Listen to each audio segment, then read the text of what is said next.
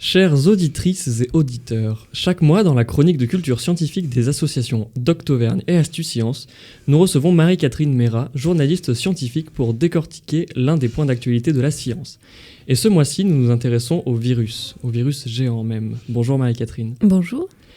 En effet, nous sommes actuellement en pleine saison hivernale, il est donc de bon ton d'aborder ce sujet. Pour commencer, Marie-Catherine, pouvez-vous nous expliquer ce qu'est un virus ? Ce qu'est un virus, je pense que tout le monde le sait à peu près. Le problème, s'il y a problème, c'est que les virus, on les associe souvent aux pathologies. Donc, le virus, ça va être un organisme qui contient un matériel génétique entouré par une enveloppe de protéines. Donc là, je vous parle du virion, qui est la particule virale qui va aller infecter les cellules, qui va aller rentrer dans la cellule, utiliser sa machinerie pour pouvoir se multiplier, ressortir de la cellule et continuer un petit peu son cycle comme ça, aller infecter d'autres cellules, etc. Et la plupart du temps, on associe les virus aux maladies. Et là, dans cette chronique, nous allons parler de virus géant. Alors, qu'est-ce qu'un virus géant ? Qu'est-ce qu'il différencie du vrai virus, d'un virus qu'on connaît ? Pour le coup, je crois que son nom l'indique bien, c'est qu'il est très très grand. Parce qu'effectivement, pendant très longtemps, on a considéré les virus comme des choses extrêmement petites. Petites, non vivantes, non autonomes. Ce que je disais tout à l'heure, c'est-à-dire qu'il a besoin, le virus, d'une cellule pour pouvoir se répliquer et poursuivre son cycle. Et puis voilà qu'en 2003, on découvre un virus. En vérité, cette particule, on l'avait déjà observée au microscope optique et on s'était dit, ça doit être une bactérie, ce machin. Et puis on s'est rendu compte que non, au bout de 10 ans, non, c'était pas une bactérie, en fait, c'était bien un virus, sauf qu'il était beaucoup, beaucoup, beaucoup plus gros que tout ce qu'on avait l'habitude de voir. Et puis avec un matériel génétique plus complexe, un plus grand nombre de gènes, enfin un tas de caractéristiques qui faisaient se dire mais qu'est-ce que c'est que ce truc et finalement qui allait même brouiller un petit peu la frontière entre vivant et non vivant.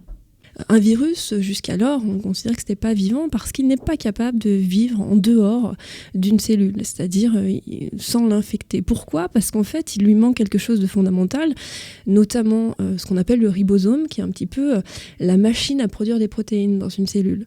Lui, il n'a pas ça, donc ce qu'il fait, c'est qu'il rentre dans la cellule, il utilise cette machinerie pour produire ses propres protéines et pour pouvoir ainsi notamment fabriquer sa capside, son enveloppe, ressortir et continuer son cycle. Et donc, il se trouve que les virus géants non plus n'ont pas ça. Mais ils ont un tas de caractéristiques, et notamment de complexité au niveau du nombre de gènes, etc., qui font quand même un petit peu brouiller la frontière et puis se poser la question, est-ce que l'autonomie est vraiment ce qui définit le vivant ? Alors peut-être une autre question, Marie-Catherine.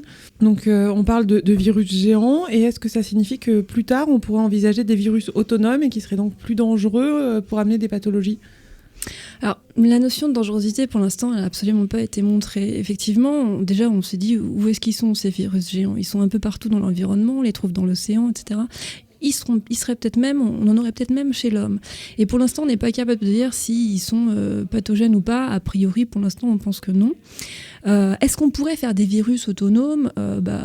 Où est-ce que ça existe ? Pour l'instant, on n'en a pas trouvé. Donc, pas d'inquiétude pour l'instant. Eh bien, merci beaucoup Marie-Catherine. Et chers auditeurs, rendez-vous le mois prochain pour une nouvelle thématique. Et en attendant, pour connaître toute l'actualité de la culture scientifique en Auvergne, connectez-vous sur le site ecoscience-auvergne.fr. Mais en fait, ces virus, ce qui est amusant, c'est qu'on s'est rendu compte, ces virus géants, ils peuvent eux-mêmes être infectés par des virus. Donc en fait, ils peuvent même se défendre. Et donc finalement, un virus qui lui-même peut être infecté par un virus et finalement tomber malade, on se dit forcément, peut-être qu'on a là un organisme vivant. Et plutôt que de penser à l'idée de quelque chose de virulent, de pathogène, en fait, ces virus géants, ils pourraient peut-être même nous apporter des outils, notamment des outils de génie génétique, parce qu'on s'est rendu compte que, comme les bactéries, avec le système CRISPR-Cas9, que vous connaissez peut-être, on en a beaucoup parlé, qui servent c'est un système qu'on a un petit peu exploité pour découper les gènes, et donc aujourd'hui, les biologistes s'en servent beaucoup, on en parle beaucoup, et bien les virus, leur système de défense serait basé sur quelque chose d'assez similaire à ce système-là, et donc on pourra peut-être un jour envisager de l'utiliser dans le domaine de la génétique.